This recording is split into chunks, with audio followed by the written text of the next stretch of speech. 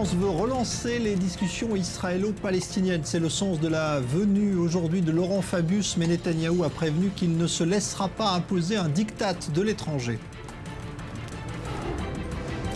Émotion dans l'église de Charleston, 9 personnes ont été tuées par un jeune raciste blanc il y a quelques jours. Prière dominicale ce matin pour triompher du diable, selon les propres mots du révérend de l'église. La Grèce affirme avoir proposé une solution pour régler le problème de sa dette aux autres pays européens, et ce à la veille d'un sommet crucial de la zone euro prévu demain à Luxembourg.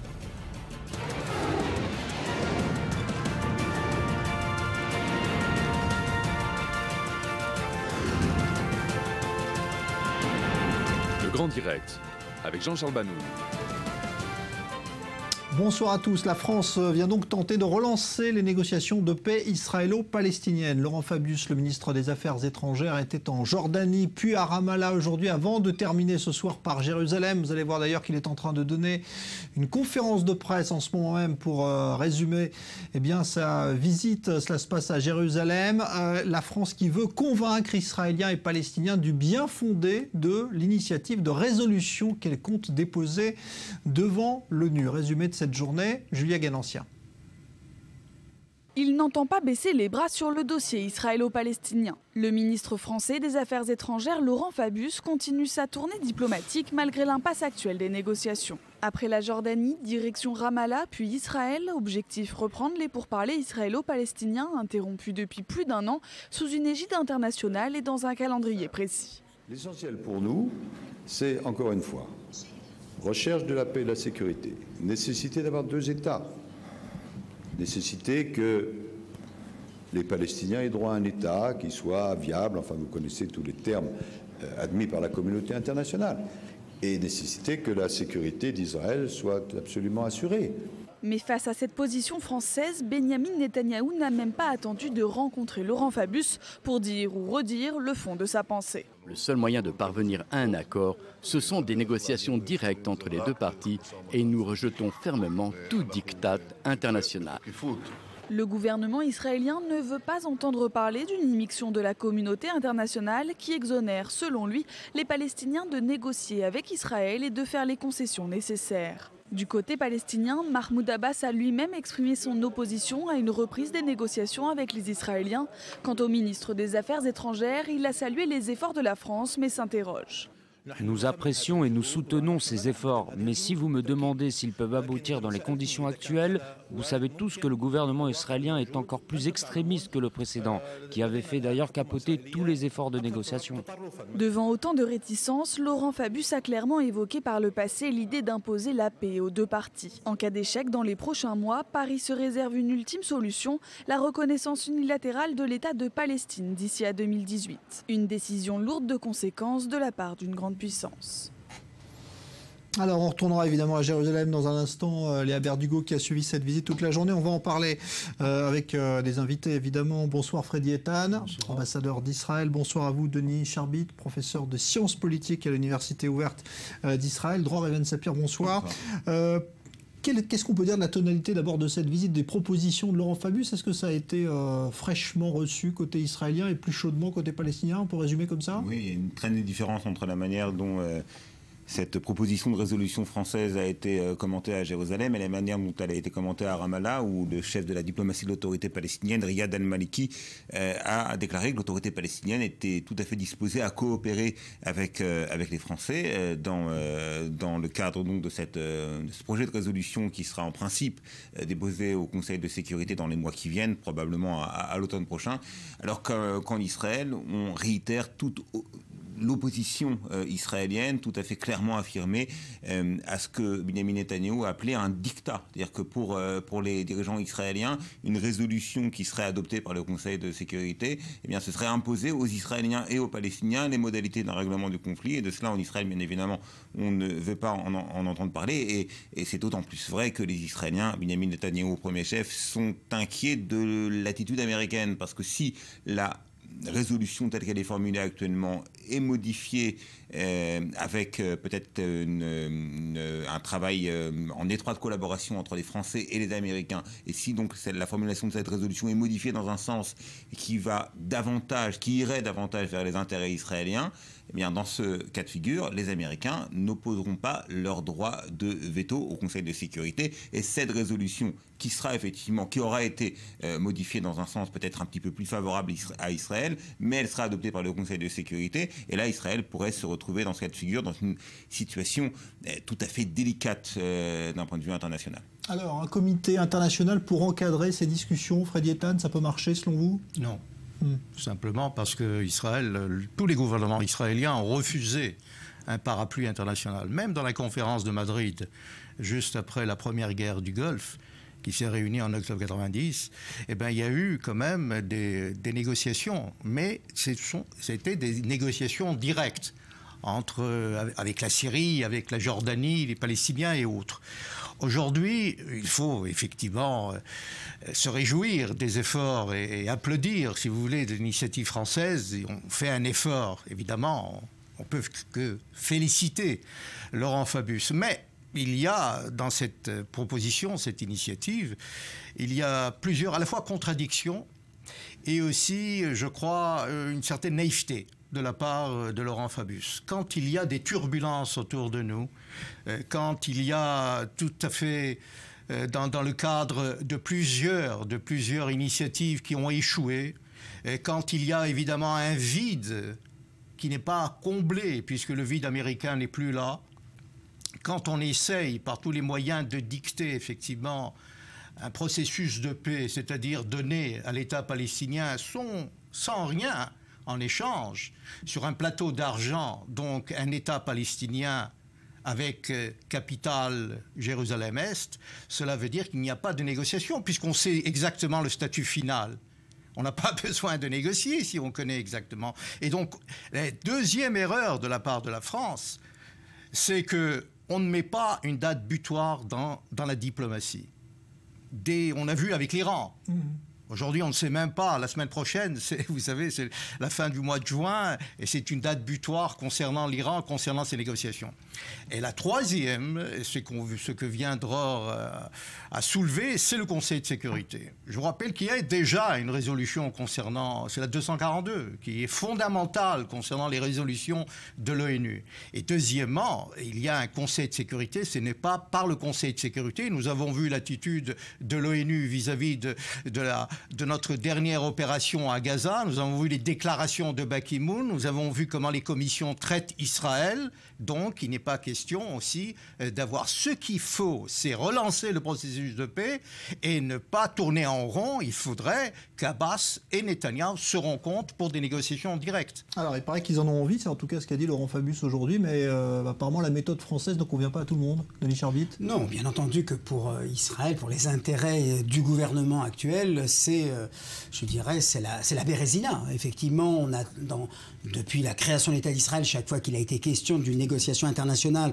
on s'est toujours gardé. La conférence de Genève, même Madrid, comme l'a expliqué Freddy Eitan, c'était une cérémonie d'ouverture, et puis ensuite on retournait au bilatéral. Mais je ne suis pas sûr que la négociation dont parle Laurent Fabius, c'est une négociation où il y aurait des Américains, des Soviétiques, des Chinois et des Français. Pas du tout. C'est simplement compte tenu des échecs, parce qu'il faut bien tenir compte qu'on est tous favorables à des négociations bilatérales, mais il faut quand même bien reconnaître qu'elles ont échoué. Et je rentre même pas dans la discussion du responsable de cet échec ou des responsables. On va admettre que c'est partagé, ok ? Donc ça veut bien dire qu'il faut un cran au-dessus. Parce que c'est vrai que pour l'Europe et les États-Unis dans la phase actuelle, c'est vrai qu'il y a, je dirais, une sorte d'impatience. Il y a surtout, comment dirais-je, le sentiment que Netanyahou n'est pas sérieux.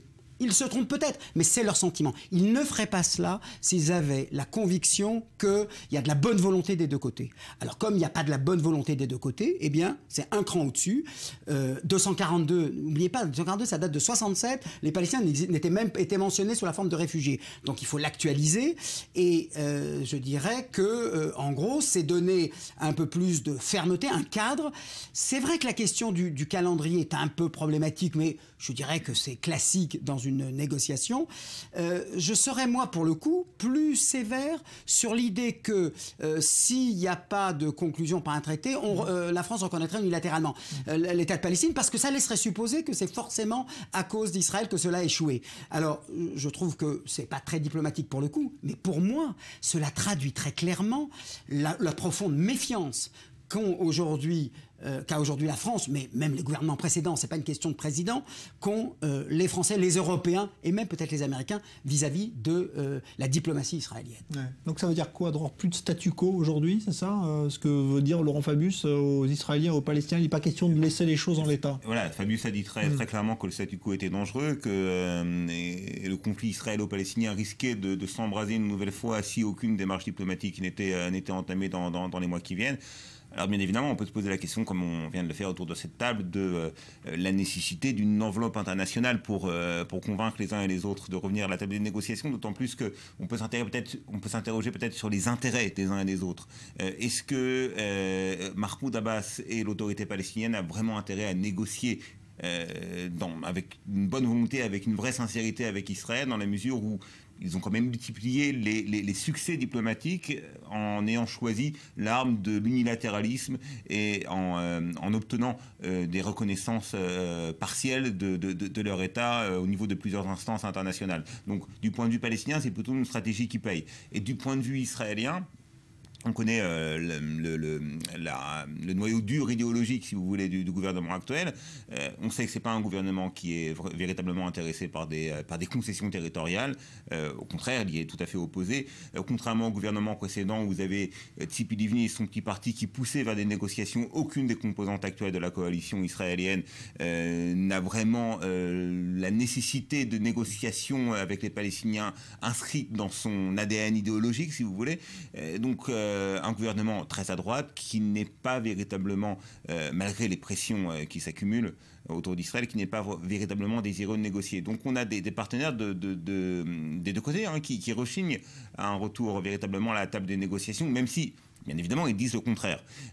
D'où le choix fait par les Français. Mais encore une fois, toute la question est de savoir, est-ce que les Français tout seuls, ça pèse pas grand-chose? Si les Américains, encore une fois, donnent leur grain de sel, apportent leur grain de sel à cette fameuse résolution française, qui deviendrait une résolution franco-américaine, il n'est pas impossible que c'est effectivement ce qui va se produire dans les mois qui viennent. Alors là, véritablement, on devra accorder tout le sérieux nécessaire à ce projet de résolution et on pourra peut-être s'inquiéter peut-être davantage à Jérusalem qu'à Ramallah.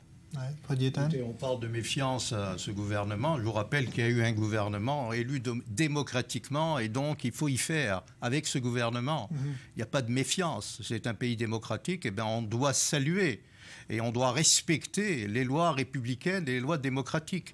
Si un gouvernement a été élu par la majorité des Israéliens, et si les Israéliens souhaitent avoir un gouvernement intransigeant, si vous voulez, comme on le dit ici, eh ben, il faut y faire. Et donc, on doit négocier avec ce gouvernement. Ça, c'est une chose. La deuxième chose, c'est qu'on parle des Palestiniens et on oublie complètement le Hamas.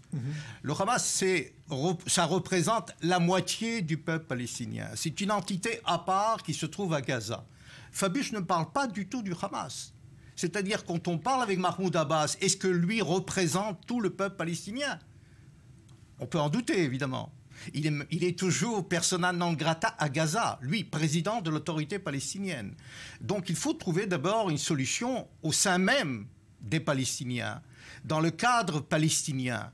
Et là, je crois qu'il est important que l'Égypte, d'une part, la Jordanie, comme vient de venir donc du Caire et d'Amman, Fabius, donc il est important de jouer aussi un rôle d'influence vis-à-vis des Palestiniens pour réconcilier les Palestiniens. On espère que ça va se faire avec l'Égypte, puisqu'il y a un changement quand même de cap de la part de l'Égypte, parce que les Palestiniens, le Hamas a du mal avec les terroristes des salafistes et autres, donc ils ont bien besoin d'un support, d'un soutien égyptien. Donc élargir le cercle, parce qu'il est important aussi que les acteurs principaux, c'est-à-dire l'Égypte, l'Arabie saoudite, la Jordanie, jouent un rôle important. Et la France ignore ce thème-là. On peut effectivement avoir des relations ou des contacts directs avec les Palestiniens, mais aussi non pas envelopper ceci par un parapluie international, parce qu'on va internationaliser le conflit. Non, le conflit est local. Et local, c'est-à-dire régional. Et donc, dans ce cadre-là, nous devons faire avancer la locomotive de la paix. Alors, il vient de dire à l'instant, Laurent Fabius, dans sa conférence de presse, qu'il n'y avait aucun contact entre la France et le Hamas. Voilà pour répondre à la question que vous posiez, Frédéric Ettal. Non, je voulais dire que le conflit local et régional, quand il dure depuis 70 ans, c'est une formule qui n'est plus tenable, c'est une formule qui n'est plus possible. Moi, je ne partage pas cette idée que le statu quo est dangereux et qu'on est à la veille d'une troisième intifada. C'est pas ça du tout. Pour l'Europe, pour la France, pour même les États-Unis, en tout cas représentés par Obama actuellement, le fait que les Palestiniens n'aient pas un État est une injustice. Point à la ligne. Il ne s'agit pas de discuter c'est une injustice, il faut donc faire quelque chose. Voilà. Et je pense que c'est là où le bas blesse, parce qu'en Israël, on n'a pas du tout cette conviction-là. On estime qu'il y a toujours pire, le Daesh, la Syrie, etc., que les Européens s'occupent des autres. Mais ce dont il ne tient pas de compte, c'est que, bien entendu, que... sur le papier, il est plus facile de faire un accord avec l'autorité palestinienne et avec l'État d'Israël, parce que nous avons là affaire à deux acteurs qui sont à des degrés divers, bien sûr, je ne les mets pas sur le même pied d'égalité, mais rationnels, avec qui on peut discuter, avec qui on peut avoir des moyens de pression, avec qui on peut faire du business. Ce qui n'est pas possible avec le Daesh, la Syrie. Là, ce sont des mesures militaires, donc on n'est pas du tout dans le même cadre. Ce que je voudrais dire, c'est que, et je voudrais répondre ici à Frédéric Ettal, c'est que il faut savoir sur quel pied danser. Quand il y a réconciliation Hamas-Fatah, le gouvernement israélien dit il n'est absolument pas possible de négocier. Cette réconciliation, elle est tombée à l'eau. Ça veut dire quoi? Et là, je pense qu'il faut tirer profit de la situation. Et je pense que c'est à ça que Fabius pense. Serrions les problèmes. Il y a Gaza d'un côté, il y a la Cisjordanie de l'autre. En Cisjordanie, les problèmes pourrait être réglé. Attention, je ne dis pas sans opposition interne israélienne très, très profonde, pour ne pas dire très violente. Mais Gaza, personne ne fait pression aujourd'hui sur Israël pour qu'il y ait une négociation. Il y a ces pourparlers qui sont mis en place, dont on parle un petit peu. Alors le Hamas a démenti, on ne sait pas trop, mais je crois qu'aujourd'hui, il ne s'agit pas de négocier globalement, d'abord parce que le statut d'Israël dans les deux n'est pas le même. Israël n'est pas à Gaza comme elle est en Cisjordanie, et c'est ça qui change tout. Alors je voudrais qu'on écoute justement ce que vient de déclarer Laurent Fabius, le ministre français des Affaires étrangères, à propos justement de cette reprise des négociations. Nous souhaitons qu'il y ait une reprise des négociations. Et là, il faut éviter les idées fausses. On ne va pas faire la paix à la place des partis. Il faut que les partis se retrouvent, discutent. Ce n'est pas facile, mais tout ce qui peut être fait pour encourager cette discussion, nous sommes preneurs. Et en particulier, j'ai trouvé du côté palestinien comme du côté israélien une disposition d'esprit, c'est ce qui m'a été dit, favorable à la reprise des négociations. Alors je sais bien que la réalité est plus complexe, mais le président Abbas m'a dit nous soutenons tout à fait les idées que vous défendez, et le Premier ministre Netanyahou m'a dit ce n'était pas une plaisanterie, mais moi je suis prêt à reprendre la négociation à tout moment. La deuxième idée de bon sens, c'est qu'il nous paraît souhaitable d'accompagner cette négociation. On peut chercher un terme, mais par un comité international de suivi composé de qui? Les Arabes, bien sûr, qui jusqu'à présent ne font pas partie du quartet, mais de ce point de vue-là, il est très important qu'ils puissent apporter toute une série d'éléments. Et la décision qui a été prise par l'Égypte de faire venir un ambassadeur en Israël est une décision positive. Donc les Arabes, bien sûr, les 5 membres permanents du Conseil de sécurité, un certain nombre d'Européens, peut-être d'autres pays qui ont quelque chose à apporter. Voilà, ça fait du monde quand même. Et l'Égypte, effectivement, qui a décidé aujourd'hui de nommer de nouveau un ambassadeur en Israël, ce qui n'était plus le cas depuis 3 ans, Fred Yetan. Oui, non, mais c'est un acte évidemment qu'il faut apprécier et c'est important. C'est aussi dans le cadre, si vous voulez, du combat que l'Égypte mène contre le terrorisme dans le Sinaï et donc a intérêt aussi à renforcer les liens. Mais je voudrais quand même revenir à ce qu'on disait tout à l'heure. Il est très important de relancer le processus de paix. C'est dans l'intérêt d'Israël. Dans l'intérêt d'Israël, même de la création d'un État palestinien. Mais cet État palestinien doit être viable. Viable dans le sens qu'il soit aussi démilitarisé. Qui ne viendra pas une nouvelle fois, on retrouvera une nouvelle fois. D'autre part, il faudrait aussi, il y a des paramètres. Il y a certaines initiatives de la part de la France sont comptées, par exemple, concernant la loi du retour des Palestiniens, sans compter non plus d'offrir à Israël des frontières défendables avec des rectifications de frontières, etc. On ne va pas revenir sur les lignes de 1967 et ça, c'est clair pour tout le monde, même pour les Palestiniens. Ils sont prêts à un échange, si vous voulez, de territoires ici et là, mais la question est de savoir comment faire pour que cet État soit viable. Il est important d'avoir des garanties, mais pas des garanties internationales dans le sens où Fabius parle, c'est-à-dire d'avoir un consentement international, un parapluie international. On sait ce que c'est la finule, on sait ce que c'est les forces, les casques bleus. Donc ce n'est pas cela que nous attendons. Nous attendons un encouragement de la part des... Mais il ne faut pas oublier non plus aussi qu'on a essayé plusieurs fois depuis 1967, on négocie et on a essayé aussi avec Kerry pendant 9 mois, ça n'a pas marché. Donc la grande puissance américaine n'a pas réussi. C'est pas la France qui veut jouer un rôle d'influence, on peut comprendre, mais la France, il faut le dire aussi, n'a rien fait en Syrie. Quand il y a eu des chrétiens d'Orient qui vont être massacrés contre les Druzes, contre des Syriens qui arrivent, seul Israël est le seul pays de toute la planète à apporter une aide humanitaire et une aide médicale. Et donc il y a ça aussi qu'il faut le dire. Donc il faut encourager. Donc il y a un front des pays sunnites qu'on peut encourager face à un autre front saboteur de la paix avec l'axe Iran, Damas, Beyrouth, Hezbollah. Donc il est important aussi de consolider ce front et la France peut jouer un rôle. Mais si la France prend déjà parti vis-à-vis des Palestiniens, elle ne peut pas jouer un rôle neutre, elle ne peut pas être l'arbitre.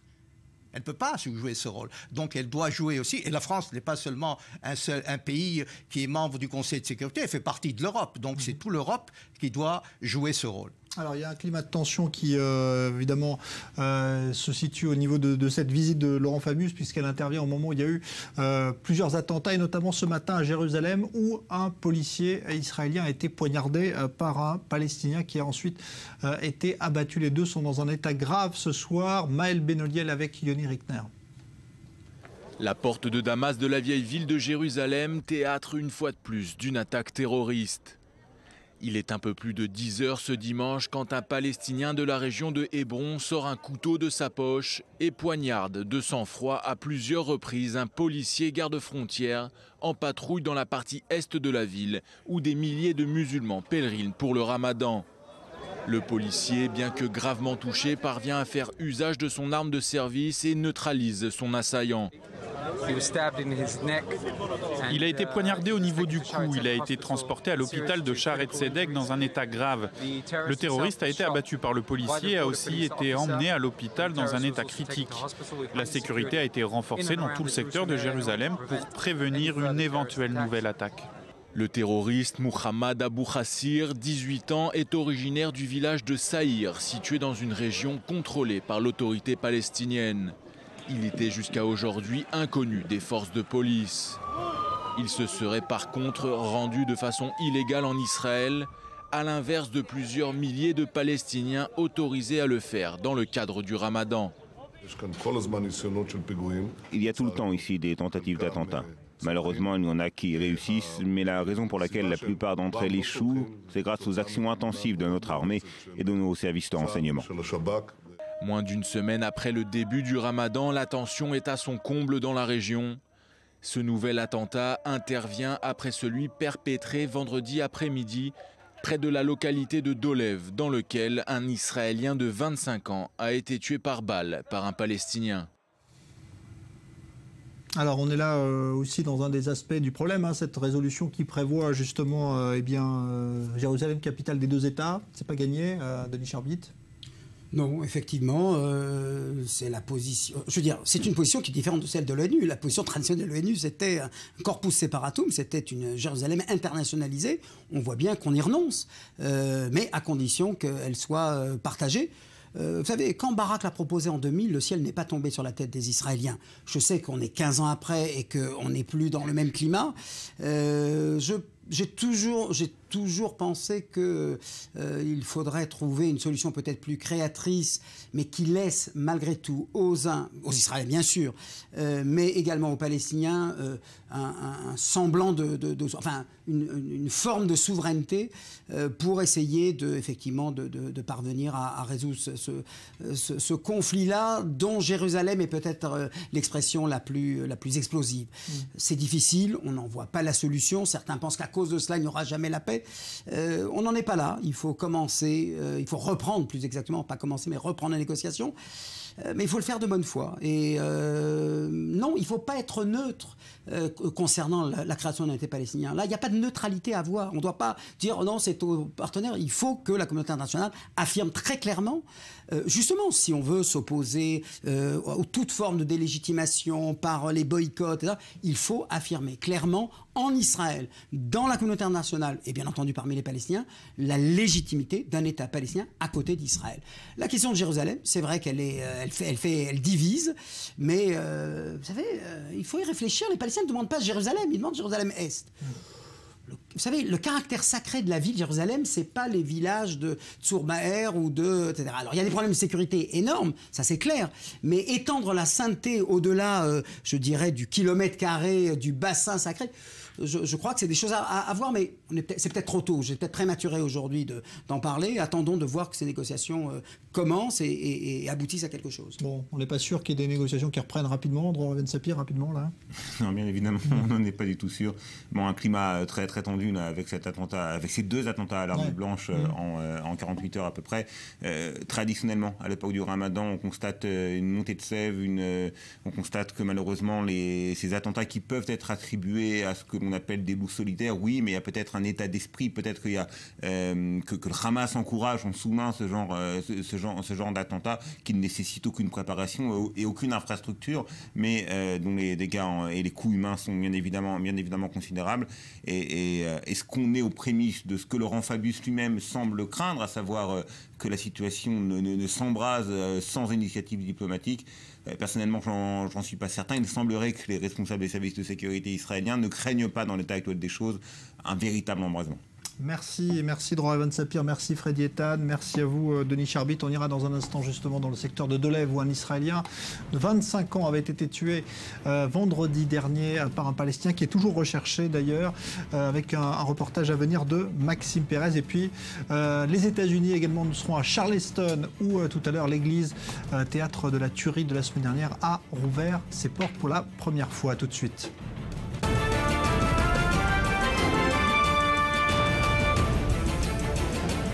Laurent Fabius en tournée dans la région pour tenter de relancer les discussions israélo-palestiniennes. Le ministre des Affaires étrangères a rencontré et Mahmoud Abbas et Benjamin Netanyahou et promet de ne pas imposer une solution de paix aux deux parties.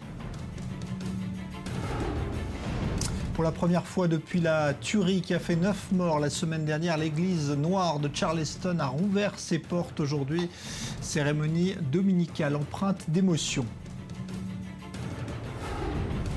La Grèce affirme avoir fait des propositions aux dirigeants européens de nature à solutionner le problème de la dette grecque qui fait toujours ressurgir le spectre d'une sortie de l'euro de la Grèce. Sommet crucial prévu demain à Bruxelles.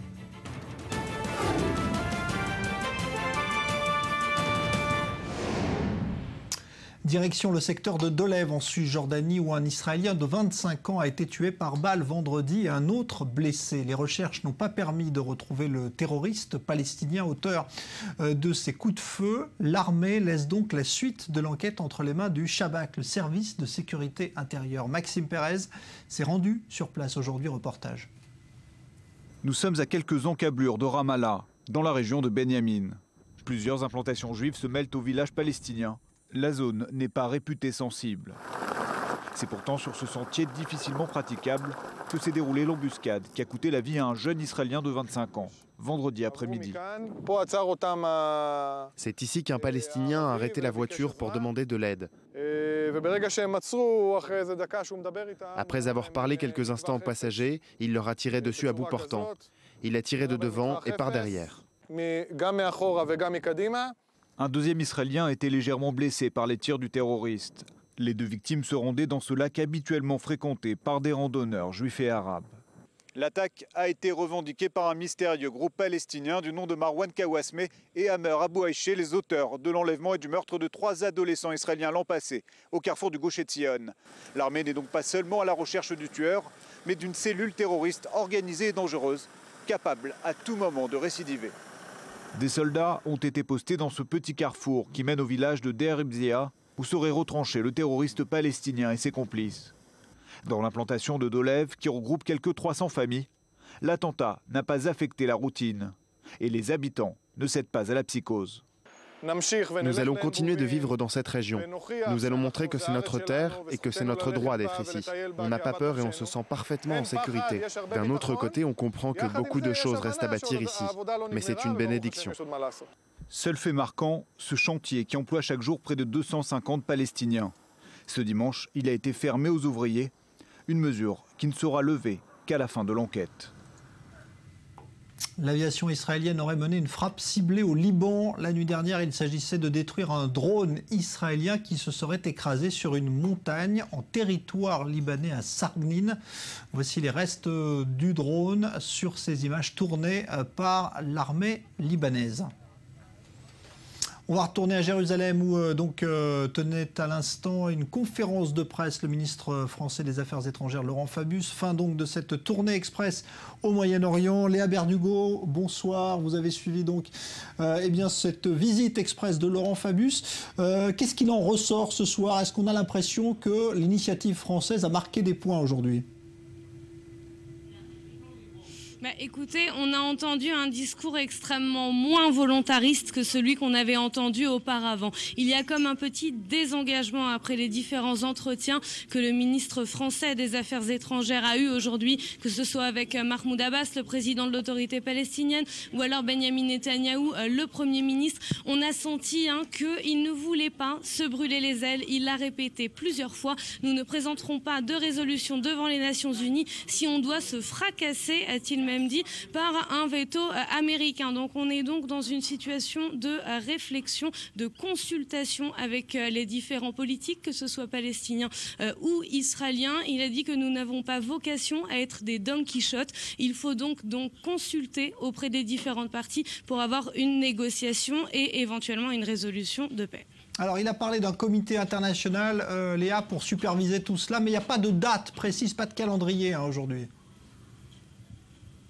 Non, aucun calendrier. Effectivement, il a parlé de ce comité international de suivi. Il a évoqué les pays arabes qui ne sont pas dans le quartet. Il a dit que certains pays européens pourraient également en faire partie. Et puis, il a surtout réaffirmé l'importance du rôle des États-Unis dans ces négociations israélo-palestiniennes. En gros, il a dit qu'il ne souhaitait pas prendre la place des États-Unis. Ici, il a réaffirmé donc son importance. Il a dit que la diplomatie américaine a eu sa place, à sa place et aura toujours sa place dans les négociations israélo-palestiniennes et dans la résolution du conflit. Merci Léa Berdugo. J'ajoute que les chefs de la diplomatie européenne vont rencontrer demain le ministre des Affaires étrangères iranien pour évoquer le dossier du nucléaire iranien. C'est Laurent Fabius qui l'a déclaré il y a quelques instants également.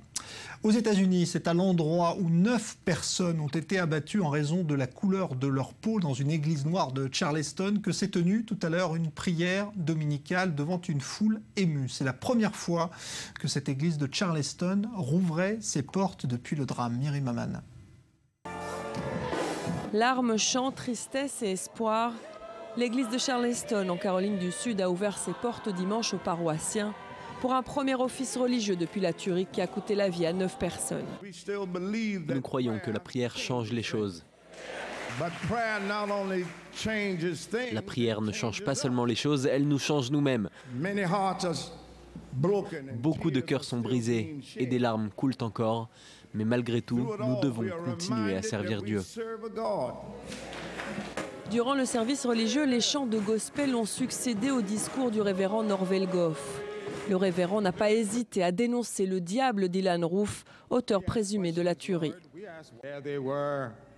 Ils étaient dans la maison du Seigneur, étudiant vos paroles, priant les uns avec les autres, mais le diable est également entré.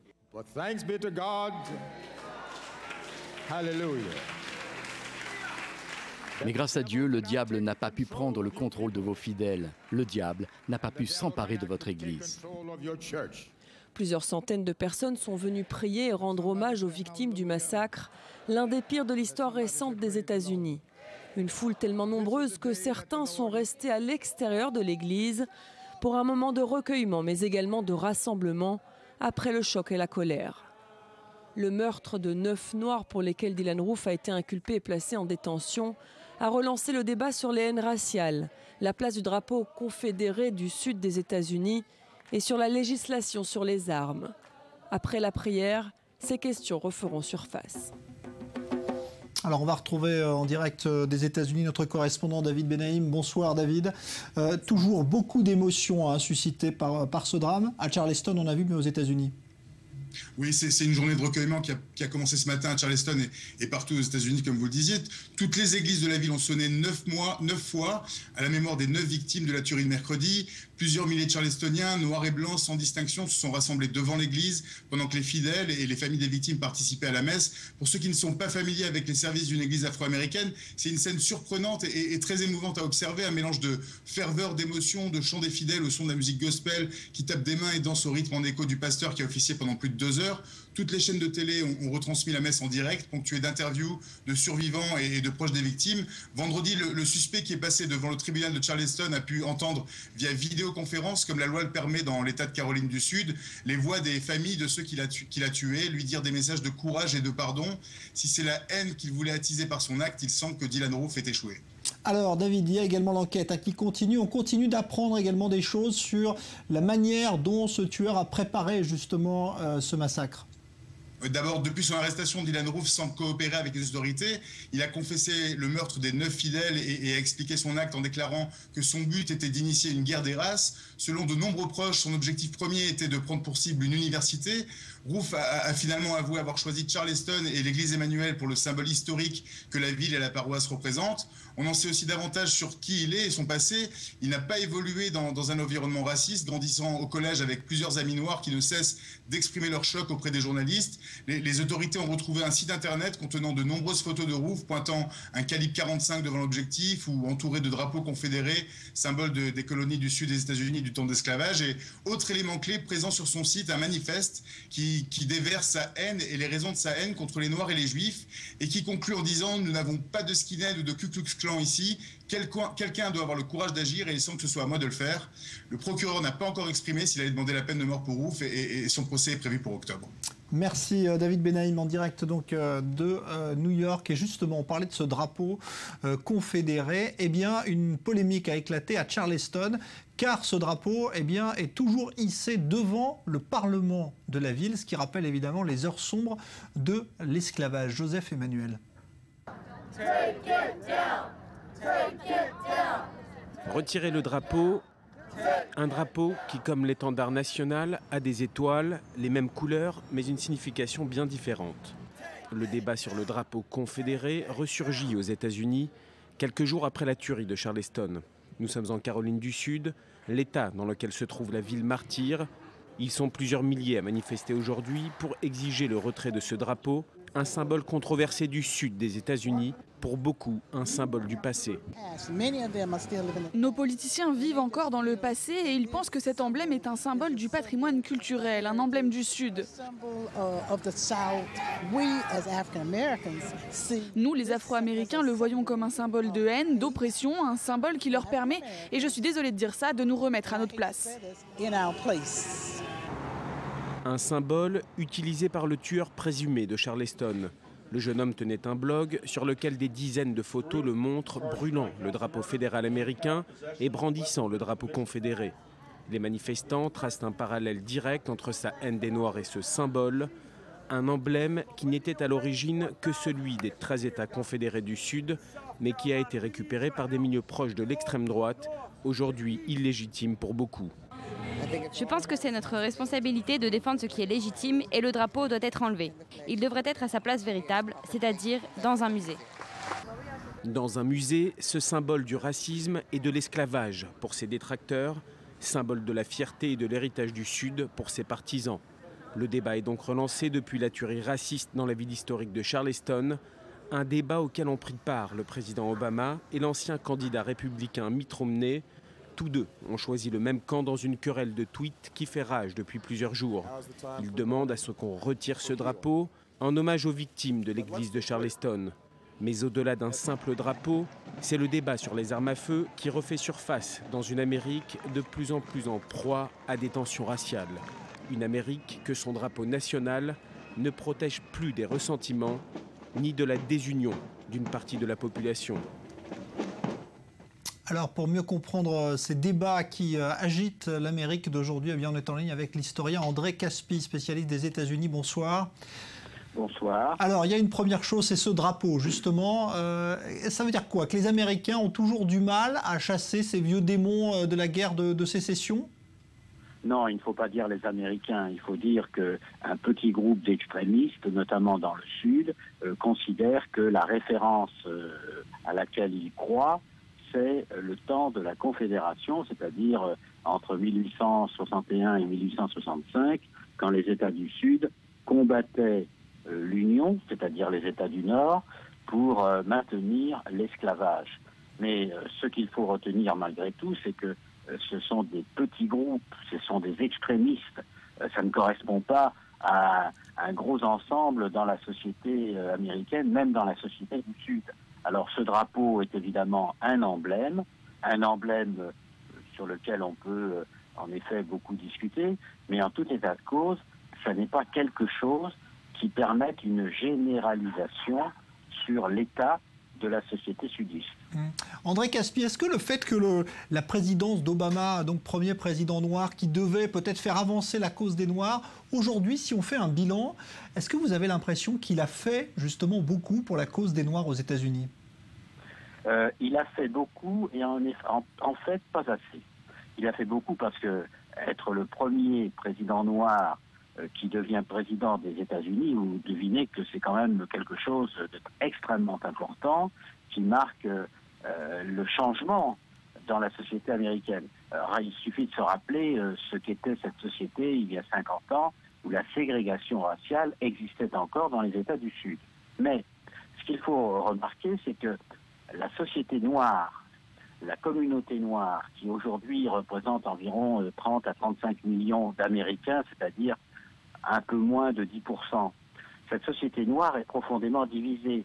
Il y a d'un côté ceux qui ont réussi, qui sont passés par les grandes universités, qui occupent des emplois élevés, des emplois qui leur permettent de gagner beaucoup d'argent. Au fond, si on peut dire, l'illustration même de ce groupe, c'est Barack Obama lui-même, avec son épouse.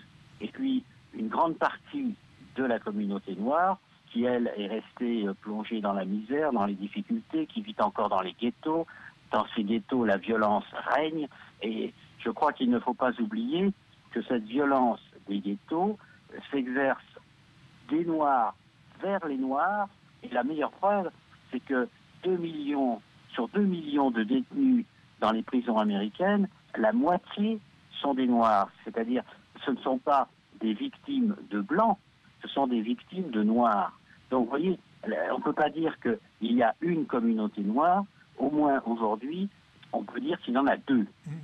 André Caspi, dernière question, mais c'est un vaste débat. Une nouvelle fois, on reparle de ces fameuses armes à feu en circulation très libres aux États-Unis. Est-ce que vous pensez qu'un jour, un président américain pourra s'attaquer sérieusement à ce problème?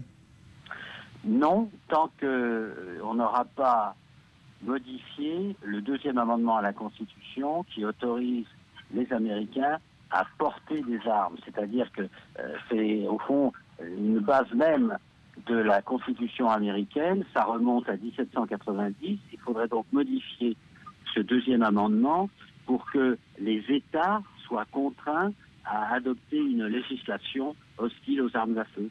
Merci beaucoup André Caspi. Je rappelle que vous êtes historien, donc spécialiste des États-Unis.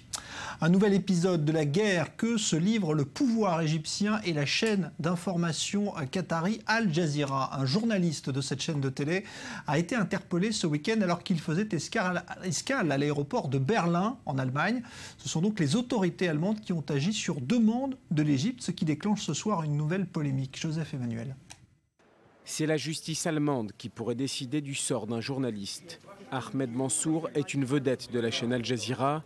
Il a été arrêté à l'aéroport de Berlin à la demande des autorités égyptiennes. Et elle ne demande rien de moins que l'extradition du journaliste. Un mandat d'arrêt international a été émis par l'Égypte. L'homme de 52 ans avait été condamné par contumace en 2014 par la justice égyptienne. 15 ans de prison. Elle l'accuse d'avoir torturé un homme en 2011, place Tahrir, épicentre de la révolution qui secouait alors l'Égypte.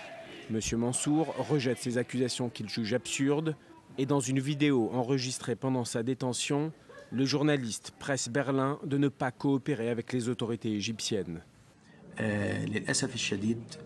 Malheureusement, les autorités allemandes gèrent cette question d'une manière qui soulève beaucoup de suspicions sur son rôle dans les tensions avec l'Égypte. Malheureusement, l'avocat m'a dit qu'il est possible qu'il y ait un accord secret me concernant depuis la dernière visite de Sisi en Allemagne. Al Jazeera exige la libération immédiate de son journaliste, affirmant que M. Mansour est l'un des journalistes les plus respectés du monde arabe. Une cinquantaine de manifestants se sont regroupés ce dimanche à Berlin, devant la prison où est détenu le captif, pour lui faire part de son soutien. Ça n'est pas la première fois qu'un employé de la chaîne qatari est arrêté. 3 journalistes l'étaient en 2013, puis jugés en Égypte avant d'être finalement relâchés. Le Caire reprochait alors à Al Jazeera, et donc indirectement au Qatar, de soutenir les frères musulmans de Mohamed Morsi, ennemi juré de l'actuel président Al-Sisi. Le Qatar n'a jamais caché ses affinités avec les différents mouvements pays salafistes du Moyen-Orient.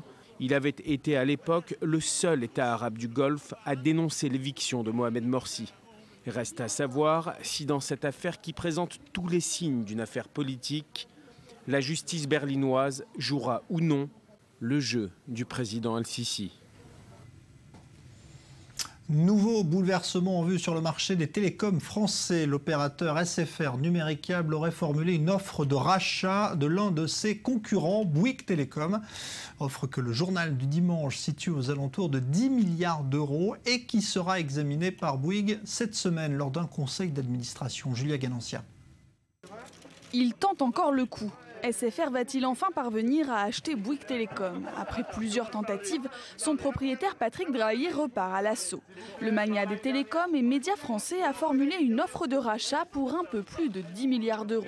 Une ambition qui fait monter au créneau le gouvernement, hostile à une telle opération. Je dis et répète que la consolidation n'est pas aujourd'hui souhaitable pour le secteur.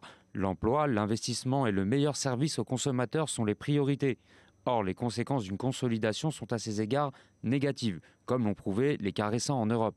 Justement, pour éviter les obstacles de l'autorité de la concurrence et garantir l'emploi chez Bouygues, un accord serait en négociation avec Orange et Free pour reprendre des antennes, des boutiques et des salariés.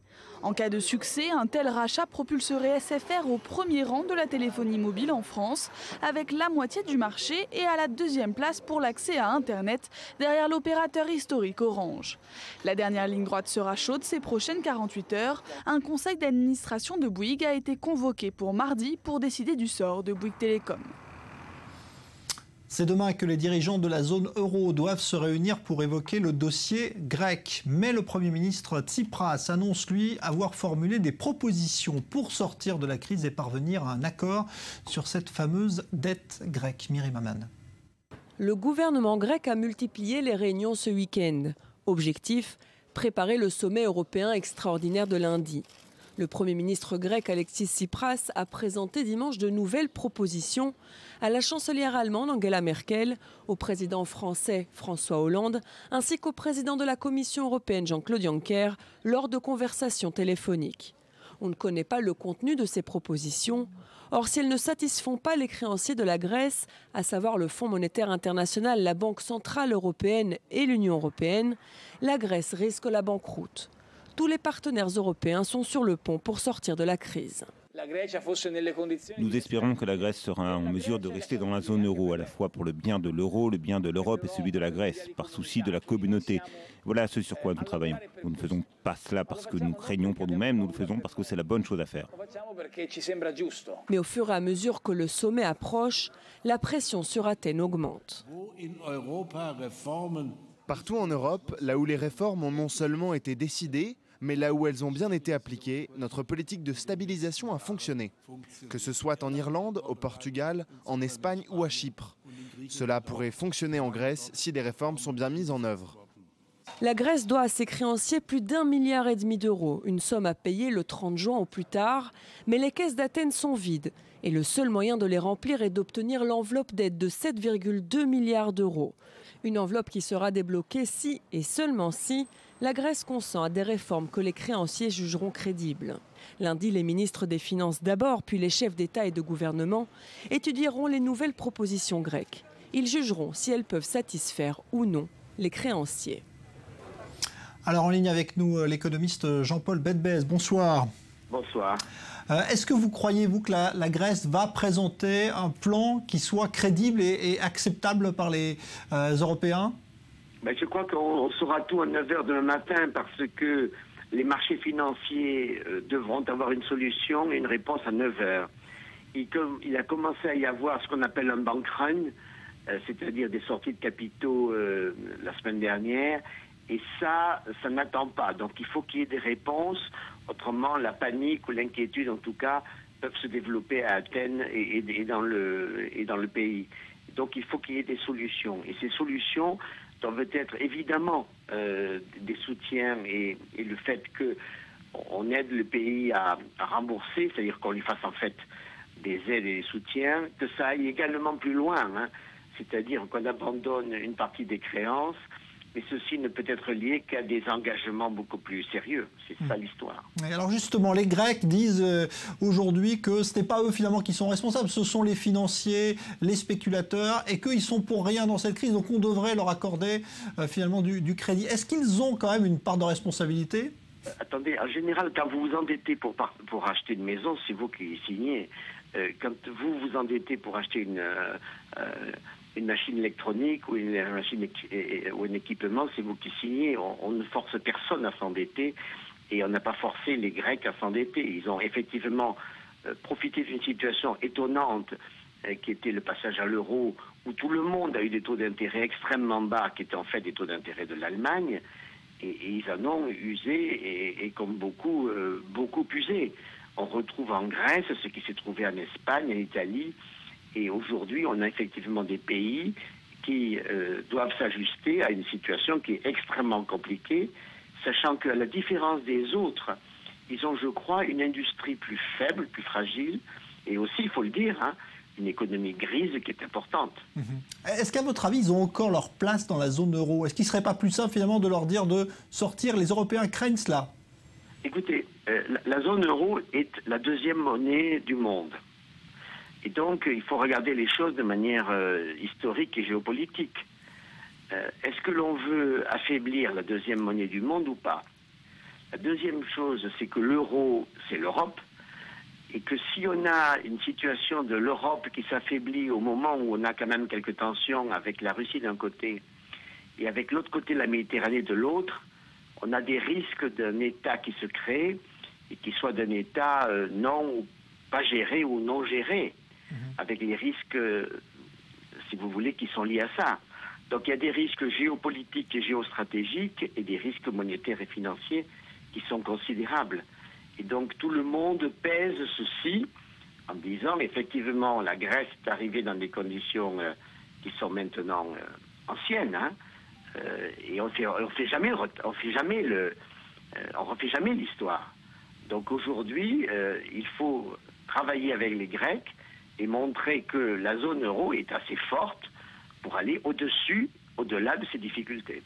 Merci Jean-Paul Benbet. Je rappelle que vous êtes donc économiste et que l'on aura la réponse demain pour ce qui est de la présence ou non des Grecs dans la zone euro. La Somalie à présent avec cette attaque spectaculaire tentée par des Chebabs aujourd'hui à Mogadiscio, mais les assaillants ont tous été tués. Joseph Emmanuel.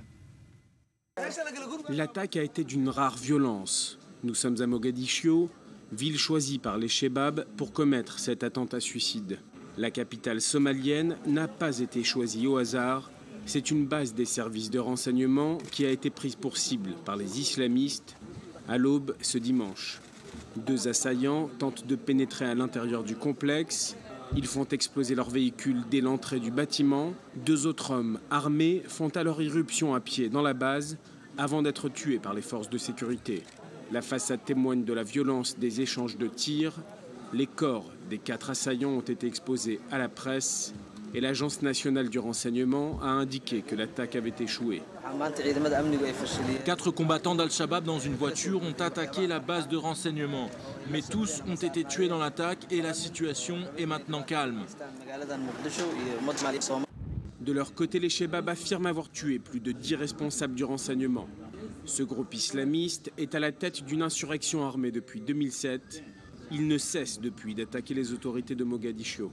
Les Chebabs sont régulièrement défaits sur le terrain militaire par la force de l'Union africaine, soutien de la fragile armée somalienne.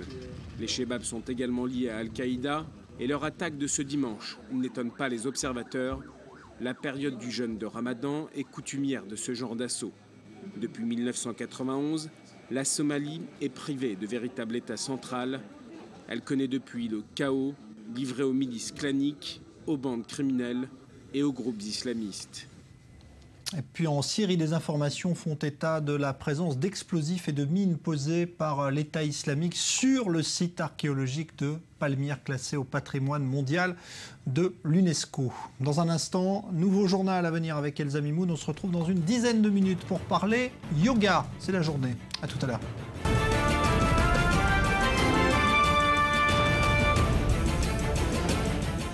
Retour du Grand Direct et aujourd'hui, eh bien, c'était la journée internationale du yoga. C'est l'ONU qui a décidé d'ailleurs d'instaurer pour la première fois cette journée et pour évoquer notamment les bienfaits sur le corps de cette activité. En Inde, vous allez voir toute une série d'images prises à travers le monde. En Inde, c'est le Premier ministre Modi qui lui-même a donné l'exemple. Il a pris la pose aujourd'hui avec des milliers de personnes qui se sont retrouvées ensemble à New Delhi. Ces scènes se sont répétées à travers le monde. Il y avait des milliers de personnes également à Times Square à New York, mais également en France, en Europe. Bref, aux 4 coins de la planète, des manifestations étaient organisées pour célébrer le yoga, qui est cette activité ancestrale. On parle de plus de 5000 ans. Cela vient d'Inde, évidemment, puisque vous le voyez à New Delhi sur ces images, eh bien donc il y avait énormément de monde. On va en parler, nous ici en plateau, avec quelqu'un qui enseigne le yoga. Rebecca Khalifa, bonsoir. Bonsoir. Vous êtes professeur de yoga ici à Tel Aviv. C'est une activité qui fait du bien au corps, c'est comme ça que vous le ressentez ? Ouais, bien au corps, mais aussi mentalement, physiquement, ça fait vraiment du bien, ça calme et c'est vraiment bien pour le bien-être. Mais qu'est-ce qu'on vient chercher quand on vient faire du yoga ? Qu'est-ce qu'on vient y trouver ? Ça dépend, il y a le côté quand même assez sportif, mais il y a aussi le côté assez zen. Donc on peut vraiment adapter le yoga pour chaque personne, pour ce qu'on recherche nous-mêmes. C'est un sport, est-ce qu'on considère ça comme un sport, une gymnastique ? Comment est-ce qu'on peut le classifier ? C'est même presque classifié comme du cardio maintenant, parce que ça dépend du yoga qu'on fait. Ça peut être assez sportif et vraiment faire travailler et tonifier le corps et sculpter le corps. Donc c'est vraiment un sport qui est quand même assez intense, qui peut être assez dur, mais encore une fois, qui peut s'adapter à d'autres personnes. Ouais, c'est assez dur, ça veut dire que tout le monde peut le pratiquer ou il faut quand même quelques aptitudes avant ? Tout le monde peut le pratiquer. Donc encore une fois, on peut l'adapter à chaque personne, mais s'il y a des personnes qui recherchent le côté sportif dans le yoga, qui peuvent vraiment trouver ça. Ouais. À tout âge également? Tout âge également. Ouais. Alors, c'est aujourd'hui devenu quelque chose, on l'a vu dans ces images à travers le monde, d'extrêmement répandu. C'est une mode, vous diriez?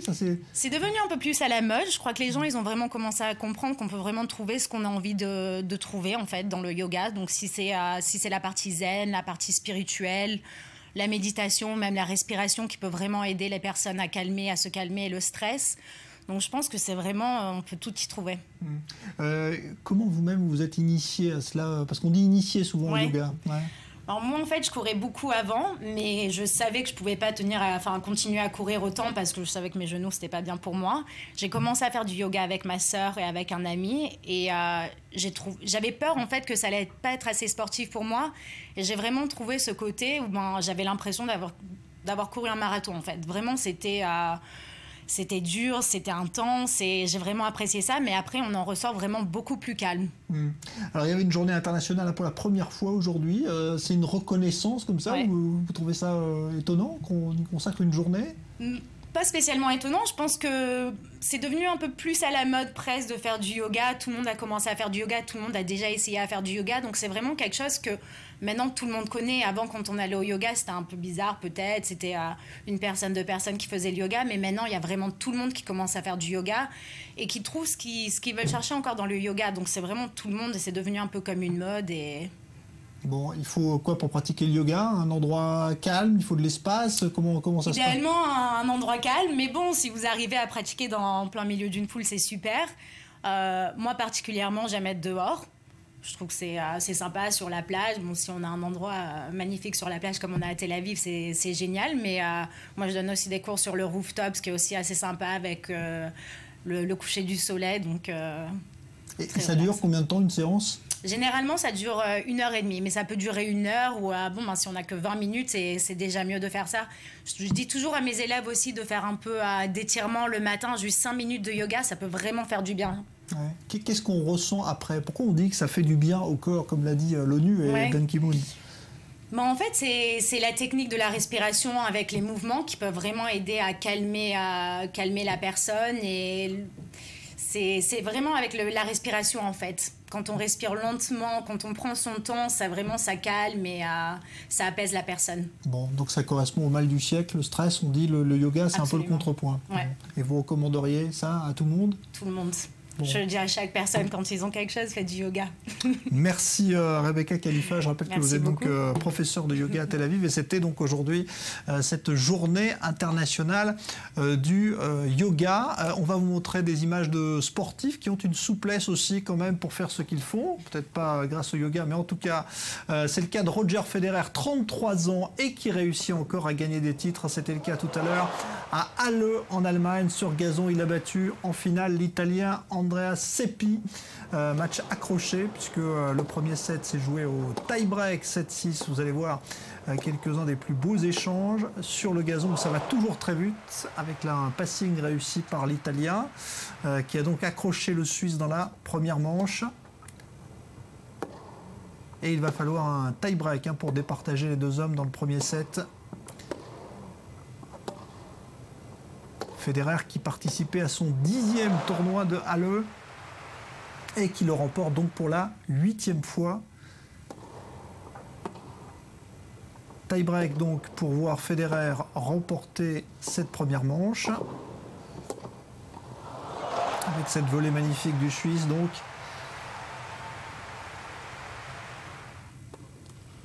Et sur cette double faute, voilà le premier set pour Federer qui va ensuite remporter la deuxième manche, toujours aussi difficilement, mais en réalisant cette fois un break sur le service de l'Italien puisqu'il va gagner ce deuxième set 6-4. On voit encore quelques points magnifiques, toujours conclus au filet, comme la plupart du temps sur gazon.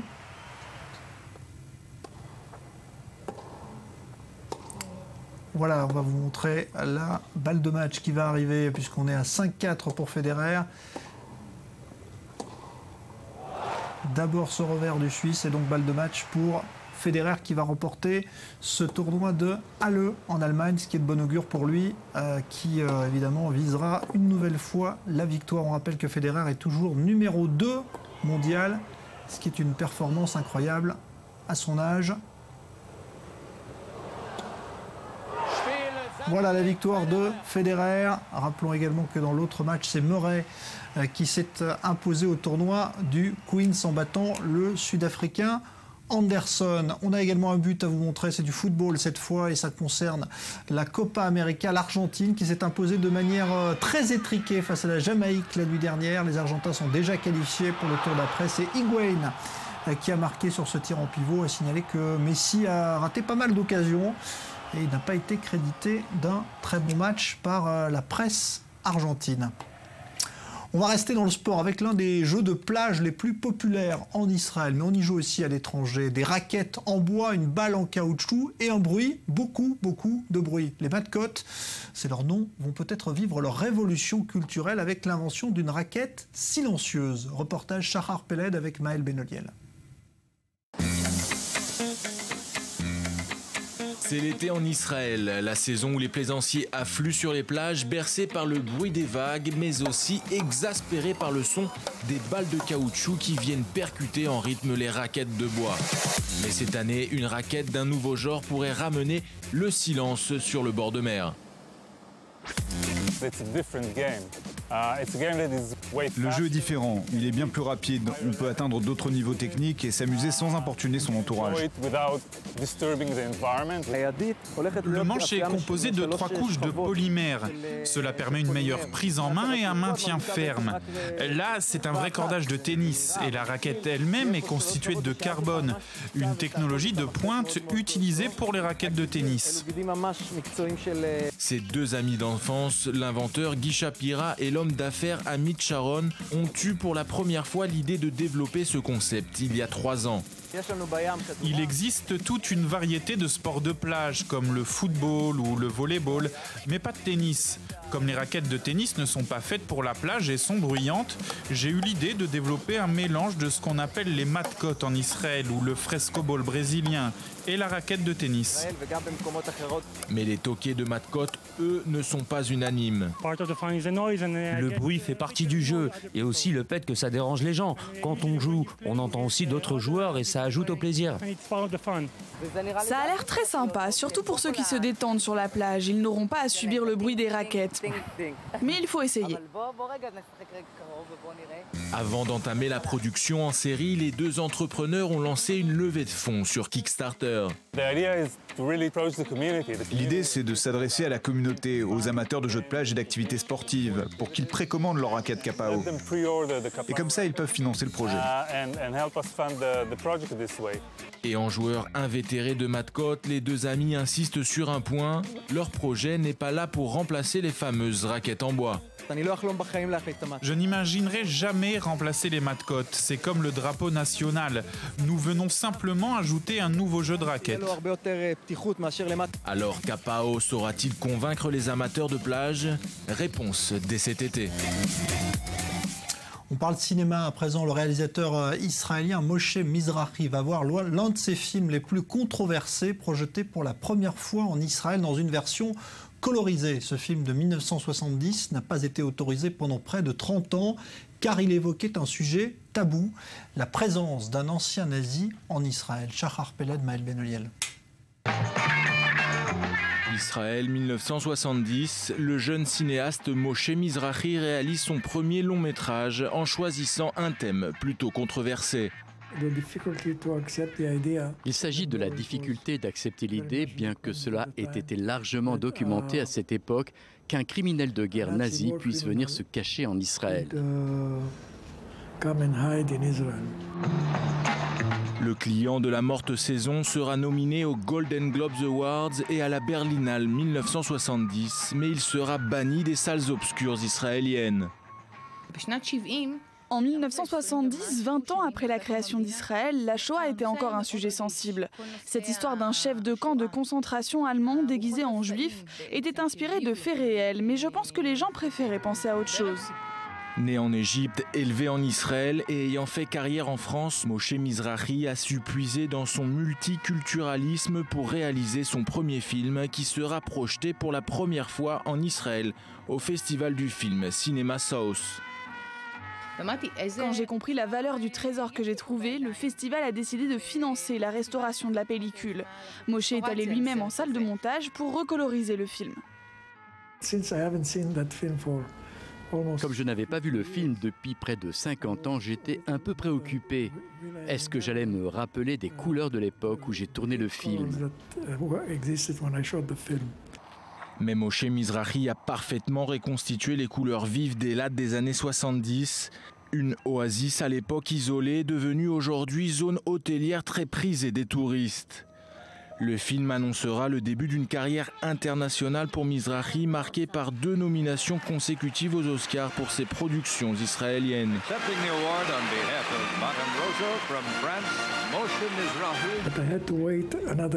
J'ai dû attendre 3 ou 4 ans pour arriver à Hollywood avec un film français et remporter un Oscar. Âgé de 84 ans, Mizrahi est à ce jour le seul Israélien à détenir la statuette d'or. C'est lui aussi qui a réussi à convaincre un jeune acteur américain, un certain Tom Hanks, alors en début de carrière, à venir jouer dans un film israélien intitulé Every Time We Say Goodbye.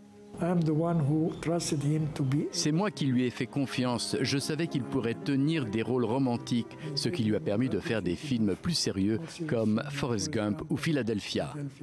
Mizrahi aura laissé une empreinte indélébile dans le cinéma français et israélien. Bien qu'il ait déjà dépassé l'âge de la retraite, il continue d'enseigner son art. Pour lui, il n'y a pas de bonne histoire sans un bon dénouement. On évoquait tout à l'heure le risque qui pèse sur le site archéologique de Palmyre en Syrie où l'État islamique aurait posé des mines et des explosifs. Eh bien, l'État islamique qui va cette semaine se rappeler qu'il y a tout juste un an, il a instauré son califat et bouleversé la donne au Moyen-Orient. Reportage. Juin 2014, le groupe djihadiste État islamique autoproclame un califat sur les territoires qu'il contrôle en Syrie et en Irak. Son chef, Abou Bakr el-Baghdadi, appelle les musulmans du monde entier à lui prêter allégeance. Un an plus tard, le califat s'étend sur près de 300 000 km² et attire très probablement toujours autant de combattants étrangers. L'État islamique est l'un des nombreux groupes djihadistes, mais il est le seul qui met vraiment en pratique ses idées. Les gens peuvent venir et se battre pour elles. Le I exerce son pouvoir d'une main de fer, multipliant exécutions, tortures et kidnapping. Surtout, le groupe djihadiste met en scène cette violence extrême dans des vidéos postées en ligne. Extrêmement bien armé et équipé, il est assis sur un véritable trésor de guerre acquis pendant ses conquêtes. Ils font en sorte de vendre du pétrole en Jordanie, en Turquie et même en Irak et en Syrie. Donc ils exploitent les dynamiques et les faiblesses de la politique régionale. Et c'est ainsi qu'ils grandissent. 2 mois après l'annonce du califat, les États-Unis lancent leur première frappe contre l'organisation État islamique. Après ses fulgurantes victoires en juin 2014, le I a connu quelques revers, comme à Kobané, à la frontière turque, ou récemment à Tikrit en Irak. Mais le I sème ailleurs dans le monde arabe. En Libye, au Yémen ou même en Algérie, de petits groupes djihadistes ont fait allégeance au calife. Et sur ces terres, ils s'immiscent peu à peu dans tous les secteurs de la société, des programmes scolaires à la rénovation des routes. Objectif, montrer l'image d'un véritable État fait pour durer. Nouveau journal à venir dans quelques instants, ce sera avec Elsa Mimoun. À demain, bonne soirée.